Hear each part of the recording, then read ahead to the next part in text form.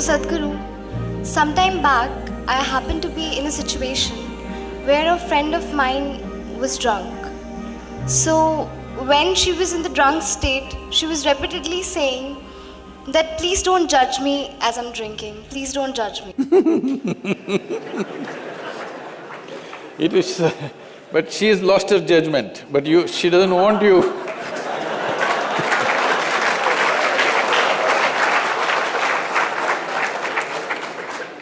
So my question is, whether it is alcohol or not, in life, why are we so apprehensive about being judged by others? And how can we not let this come on our way of being happy?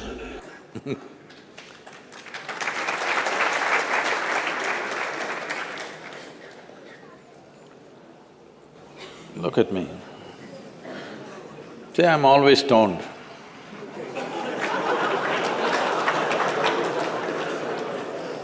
Never touched a substance, but always stoned. You can judge me whichever way you want.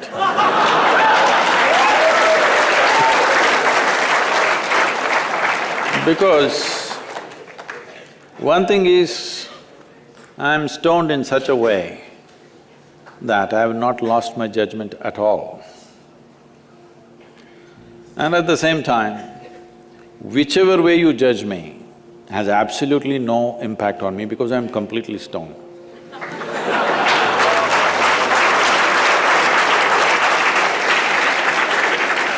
Having said that, why this consumption of alcohol and drugs is growing the way it's growing in the world is, this is because the heavens have been collapsing. Yes, I was in Bangalore just 3-4 weeks ago. There were over 8,000 people doing a 2-day program with me. And just casually I asked, how many of you think you will go to heaven? Only 5 hands went up. Then I asked, are you all the hell people?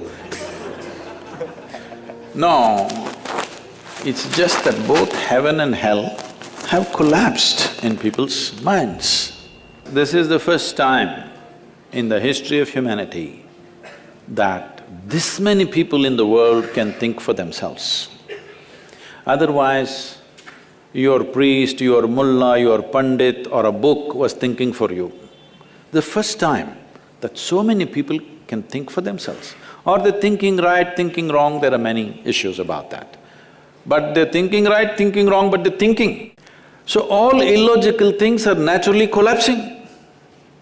Still, this generation has not fully walked away from it, still there is fear. They can't openly say, there's no goddamn hell or heaven. They're still fearful about it, but they're trying to make a little heaven for themselves here. So, hey, wait. So naturally, when they're not able to do it for themselves out of their own intelligence, they will fall back on chemicals. Today, just to take very affluent societies, because every society is aspiring to be like that, let's say you take United States, which is the most affluent nation on the planet right now. 70% of US population is on prescription medication. Another 30%, of course, buying it off the back streets.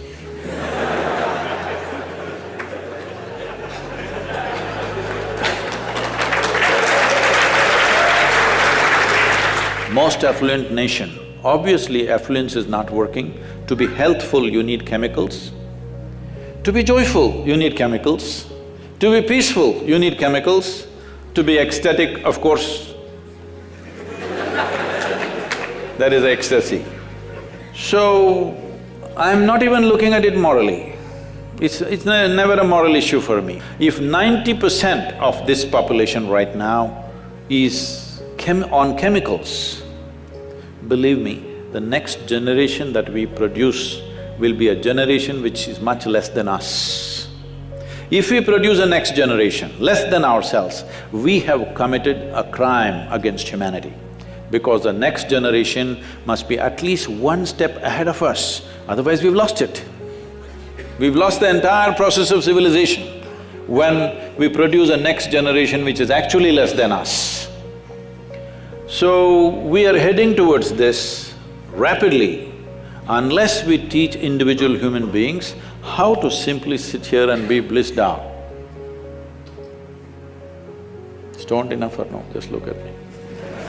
But am I conscious enough, alert enough, clear enough?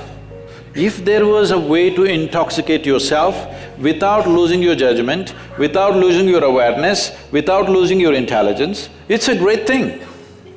Intoxication is a fantastic thing.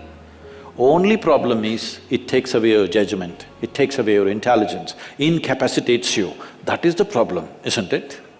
Is it true? Ask anybody, you're not in the medical sciences, but ask anybody, is it true that this body here is the greatest chemical factory in the universe right now? The universe that we know at least? Only problem is you're a lousy manager. If you know how to manage this, you would be like me, always blissed out. Anybody can say what they want, anybody can do what they want. This is like this only. Because I have not given this privilege to anybody, that somebody can make me happy, somebody can make me unhappy, somebody can make me miserable.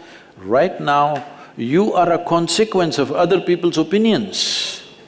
Where do you plan to go like this? Anybody can ruin you. You went outside, somebody told you, Shreya, you are the most wonderful human being we have seen.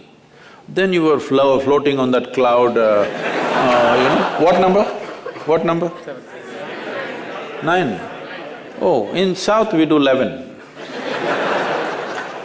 You were floating on cloud whatever number and you came home, people at home told you who you really are. And the cloud will crash. No. It's very important that neither this way or that way, we listen to everybody because we could be doing something wrong. Hello? Any moment we could be doing something wrong, so we listen to everybody.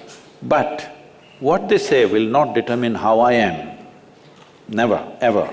This you must fix and you must tell your friend when she's not drunk. Because otherwise she won't understand.